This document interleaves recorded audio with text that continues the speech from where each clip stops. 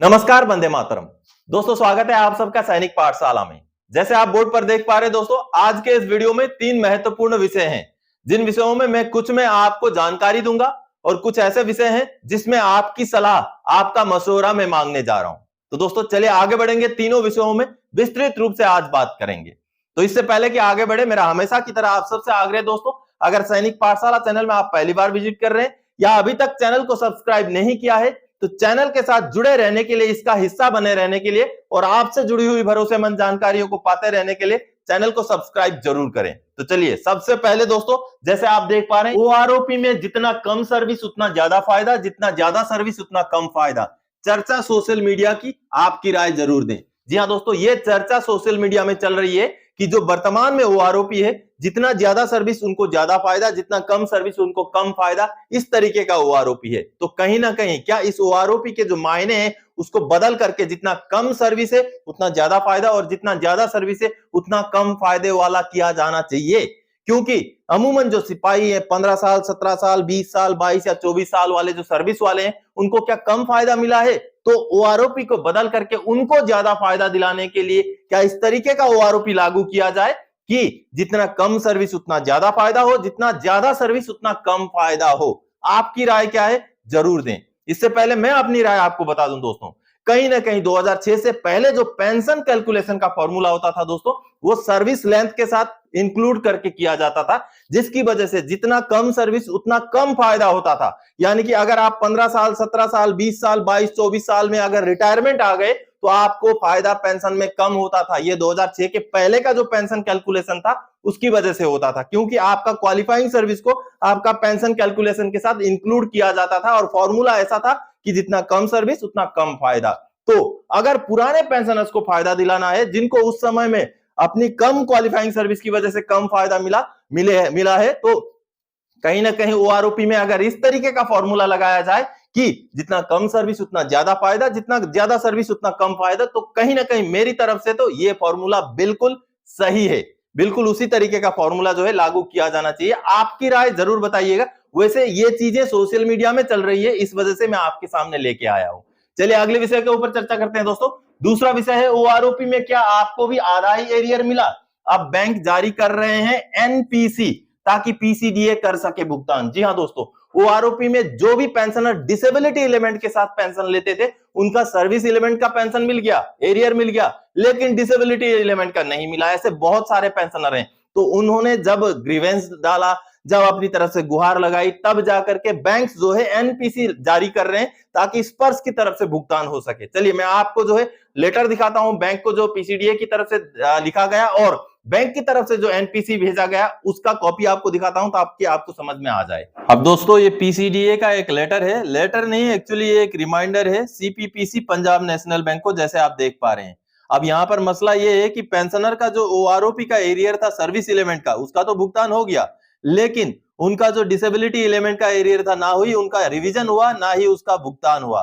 तो जो पीसीडीए की तरफ से लेटर लिखा गया सीपीपीसी को, जिसका जवाब सीपीपीसी ने नहीं दिया, तो अब दोबारा पीसीडीए की तरफ से ये रिमाइंडर भेजा गया है बैंक को, सीपीपीसी को, कि पेंशनर का जो आपने भुगतान करना था स्पर्श में माइग्रेशन से पहले ही जो एरियर भुगतान करना था डिसेबिलिटी एलिमेंट का, ना तो आपने भुगतान किया, ना हमारे पहले लेटर के बाद आपने जो है हमें नॉन पेमेंट सर्टिफिकेट भेजा। तो अब ये दोबारा से बताया जाता है आपको कि आप पेंशनर को स्पर्श की तरफ से भुगतान हो जाए, उसके लिए नॉन पेमेंट सर्टिफिकेट भेज दें, ताकि जो है हम स्पर्श की तरफ से उनका भुगतान जो डिसेबिलिटी एलिमेंट का था वो कर सकें।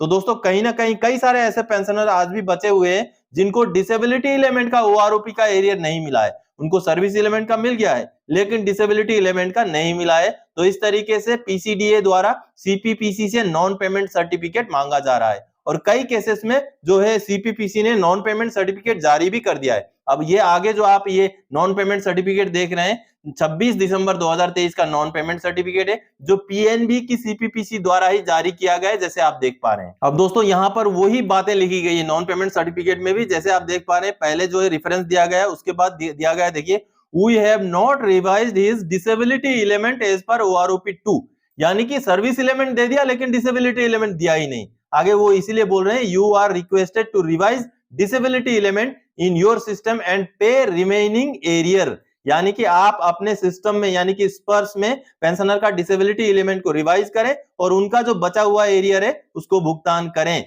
This may be considered as non payment certificate by CPPC Chandigarh to arrear the payment of disability element arrear to the pensioners, यानी कि टू अरेंज द एरियर्स, यानी कि जो डिसेबिलिटी एलिमेंट का एरियर जो भुगतान करना है उसके लिए ये जो सर्टिफिकेट हमने जारी किया इसको नॉन पेमेंट सर्टिफिकेट माना जाए। यहाँ पर सारी बातें इस तरीके के से लिख करके नॉन पेमेंट सर्टिफिकेट बैंक द्वारा CPPC द्वारा PCDA को भेजा जा रहा है। तो दोस्तों आप सबने देखा कि कहीं ना कहीं पेंशनर्स के जागने के बाद ही ये कार्रवाइयां हो रही है। हालांकि अगर डिसेबिलिटी पेंशन कोई पेंशनर ले रहे हैं तो उनका सर्विस एलिमेंट के साथ साथ डिसेबिलिटी एलिमेंट भी OROP में रिवाइज हो जाना चाहिए था, लेकिन कई सारे पेंशनर्स के साथ ऐसा नहीं हुआ जो कि अभी बाद में जाग रहे हैं और उनका अब जाकर के कहीं ना कहीं NPC भी जारी किया जा रहा है और उनका डिसेबिलिटी एलिमेंट का भी एरियर मिलने का रास्ता खुल रहा है। चलिए अगली जानकारी की ओर आगे बढ़ते हैं दोस्तों। जैसे आप देख पा रहे हैं, वह स्पर्श 1 जनवरी को जारी कर दिया कोरिजेंडम PPO और 4 जनवरी को ₹1,52,011 एरियर डाला खाते में। जी हाँ, स्पर्श ने यह कमाल किया है। स्पर्श ने 1 जनवरी यानी कि 1 जनवरी 2024 को पेंशनर का PPO रिवाइज कर दिया, कोरिजेंडम PPO निकाल दिया और 4 जनवरी को उनका पूरा एरियर जो है डाल दिया उनके खाते में ₹1,52,011। जी हाँ, ये जो मैसेज आप देख रहे हैं जो कि एरियर क्रेडिट होते समय स्पर्श की तरफ से पेंशनर को दिया गया है कि आपके खाते में 4 जनवरी को ₹1,52,011 पेंशन का एरियर के हिसाब से क्रेडिट हो रहा है। और ये मामला है दोस्तों MACP का। जब पेंशनर जागरूक होते हैं, जब पेंशनर को अपने हक का, अपने एंटाइटलमेंट का पता चलता है, तब जाकर के ये काम हो सकते हैं। तो आप सैनिक पाठशाला के साथ जुड़े हैं, आपको सही जानकारी मिलती रहेगी दोस्तों, और आगे जाकर कोई आपका इस तरीके का बकाया बचा हुआ है तो कैसे लेना है उसकी भी जानकारी आपको मिलेगी। तो चलिए, जिन पेंशनर के बारे में मैं ये जानकारी दे रहा हूं उनका कोरिजेंडम PPO भी आपको दिखाता हूं, 1 जनवरी 2024 को जो जारी किया गया था, और आगे उनका जो एरियर जारी किया गया उसके बारे में भी आपको समझाता हूं। अब दोस्तों एक पेंशनर का मैंने आपको यहाँ पर PPO दिखाया, ये देखिए जो पेंशनर है उनका PPO, ये पहला वाला PPO था जिसमें उनका पे लेवल देखिए 03 था और आगे उनका जो पेंशन फिक्सेशन हुआ था वो पेंशन फिक्सेशन जैसे आप देख पा रहे हैं 18,807 रुपए में हुआ था। अब इनका कोरिजेंडम PPO जारी किया गया जो कि 1 जनवरी 2024 को जारी किया गया, उसको देखते हैं। चलिए, अब दोस्तों ये वही सेम पेंशनर हैं, आप जैसे देख पा रहे हैं वही सेम पेंशनर हैं। उनका जो कोरिजेंडम PPO जारी किया गया दोस्तों, उस कोरिजेंडम PPO में उनका पे लेवल आप देख पा रहे हैं 04 है, यानी कि नायक का पे लेवल के हिसाब से उनका पेंशन को फिक्सेशन कर दिया गया। अब ये देखिए, ये उनका पे जो फिक्सेशन अभी हुआ है, उनका इनवैलिड पेंशन 20,107 के हिसाब से 1 जुलाई 2019 से उनको दे दिया गया है नए PPO में। और नया जो PPO आप देख पा रहे हैं ये है नया PPO उनका, जो आप देख पा रहे हैं 1 जनवरी 2024 को उनको जो है ये PPO दिया गया है। अब इस PPO को जारी करने के बाद 4 जनवरी 2024 को इन पेंशनर को जो है ₹1,52,011 का एरियर का भुगतान किया गया है। और ये सारी चीजें किस वजह से हुई है दोस्तों? MACP की वजह से। अब देखिए, इनका जो पे लेवल अभी 04 हो गया क्योंकि उनका पे लेवल 03 था। अब इनका रैंक तो सिपाही है, लेकिन MACP उनको ग्रांट हो जाने की वजह से, MACP का रिवाइज्ड PPO उनको मिल जाने की वजह से उनका जो है नायक का पेंशन फिक्सेशन हो गया। तो दोस्तों आप सबने देखा कि MACP लागू हो जाने की वजह से पेंशनर को उनको बढ़ा हुआ पेंशन मिल गया। अब आगे उनको बढ़ा हुआ पेंशन यानी कि नायक के हिसाब से 20,107 के दर पर उनको आगे पेंशन मिलेगा और पूरा उनका जो एरियर था, पूरा बकाया था जो कि ₹1,52,011 बना था, वो उनके खाते में आ चुका है, जो कि एक बहुत बड़ी खुशखबरी है। क्योंकि आपका भी अगर ऐसा कुछ बचा हुआ है, आप भी अगर MACP के हकदार हैं जो आपको नहीं मिला है, तो आपको भी जरूर ही CP ग्राम्स में अपना ग्रीवेंस डालना चाहिए, आपका पार्ट 2 ऑर्डर रिकॉर्ड ऑफिस से करवाना चाहिए ताकि आपको आपका हक मिल सके, आपको MACP के हिसाब से पेंशन मिल सके दोस्तों। तो दोस्तों आज के इस वीडियो में इन्हीं जानकारियों के साथ आया था। आगे और कोई जानकारीदायक आपसे सरोकार रखने वाला विषय लेके मैं फिर से हाजिर हो जाऊंगा। तब तक के लिए जय हिंद दोस्तों।